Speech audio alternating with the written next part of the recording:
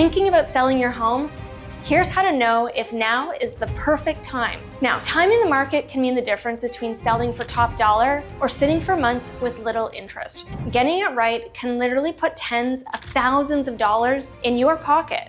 In this video, I'll walk you through the key signs that now is or isn't the right time to sell your home. We'll look at what's happening in the market, what's happening in your life, and how to know when the two line up. Let's start with the market, because it kind of sets the stage for everything else. Check what's happening in your neighborhood. Are homes falling off the market in a week?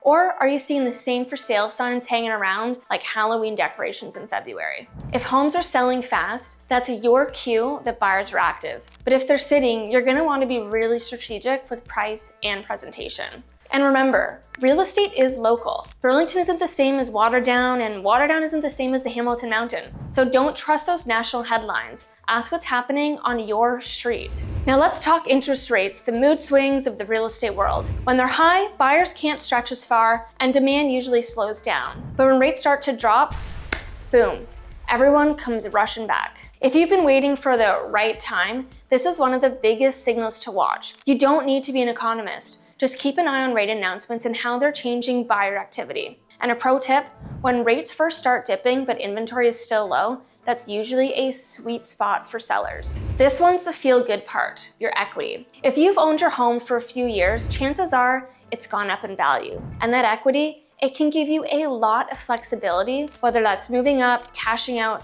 or buying that dream cottage you keep saving on realtor.ca. A really good way to think about it, if selling leaves you with enough to comfortably make your next move and keep a rainy day fund, you're in great shape. A great exercise to do is to calculate your real number, what you actually walk away with after commissions and closing costs, any miscellaneous things that come up, so that you know exactly how much is in your pocket when you go to make your next move. Now, before we go putting a sign on the lawn, let's make sure the maths. Selling has costs, legal fees, moving trucks, and maybe a little staging magic, sometimes bridge financing if your next home closes before your current one does. And if you're buying again, think about where rates are at and how that affects your new payment. I'd also recommend seeing if you can port your mortgage and keep that great rate if you have one. So sit down with a mortgage broker or financial planner for 20 minutes. It can be the least fun part of the process, but it can save a ton of surprises later on. Basically what I'm saying is don't go into selling blind. Know your numbers and you'll feel way more in control every step of the way.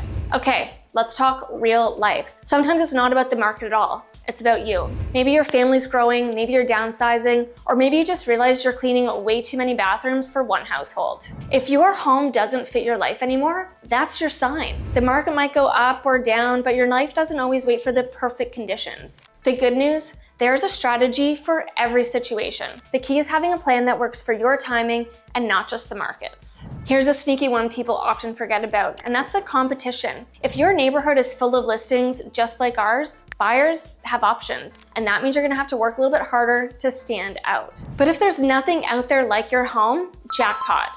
Low inventory means higher demand, and that's when you can really shine. Think of it like dating apps. If you're the only great match in town, you're gonna get swiped right. Professional photos, killer marketing, and proper staging are a great combo to make all the difference. Let's bust a myth. There isn't one magical month to sell, especially now. COVID did away with our traditional real estate seasons. Yes, spring is traditionally busy, the flowers are out, homes are better, and everyone's in that fresh start mode. But fall is also really strong with serious buyers looking to get settled before the holidays. But winter, totally underrated. And here's why. There's less competition and the buyers that are out there are serious, and your home may have those cozy vibes that actually work in your favor. So bottom line, the best time to sell is when your home looks great and when your plan lines up. The calendar doesn't get the final say, you do. And finally, before you start packing boxes, make sure you know what's next. Are you upsizing, moving cities, renting for a bit? Having that plan figured out before you list will save you from a lot of stress later on. You don't want to sell fast and then realize you have nowhere to go. Trust me, couch surfing looks a lot better on TikTok than in real life. So you're gonna line up your next move early. Get your financing, timelines, the works nailed down so everything flows smoothly once your home sells. So how do you know if now is the right time to sell? It's not just about the market. It's about your life, your goals, and your numbers. When those things line up, that's your green light. If you're still not sure, That's what I'm here for. My team and I can walk you through the data, show you what your home could sell for right now, and help you build a plan that actually fits your goals. No pressure, no jargon, just real talk. Because selling your home should feel exciting, not stressful.